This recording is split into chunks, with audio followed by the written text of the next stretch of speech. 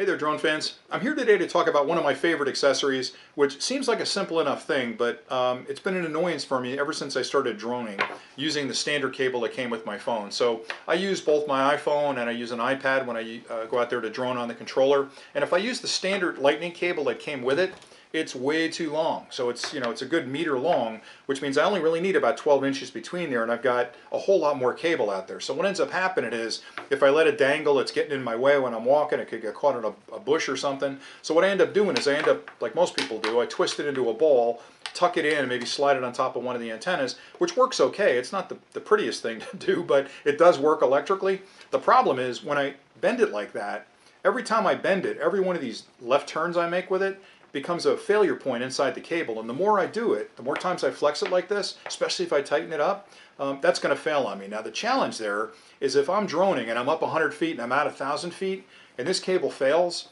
that display is going to go blank. I'm going to lose connection. Even though the drone's flying and I can still control it, I can't see where I am.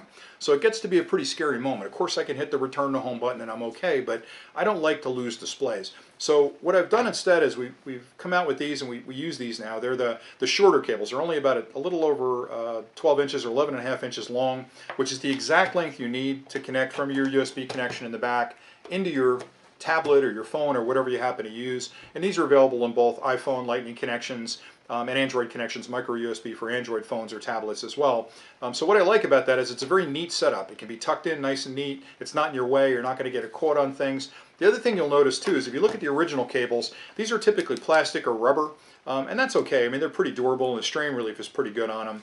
But this cable's got metal ends on it, so it's got metal connections on top and bottom, which are way more durable. It's got a very heavy-duty strain relief inside there, so you can't pull these cables out of there. In addition to that, it's got a metal flex braiding on the outside of it, which means it's got the ultimate in durability. It's very difficult to cut. It won't get nicked. You won't slice through to get to the cable. It flexes really well. It prevents you from going too tight.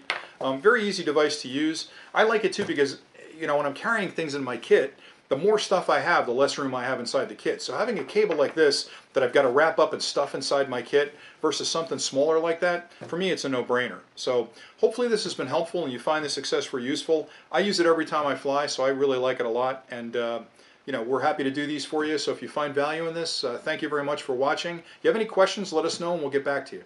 Thanks again.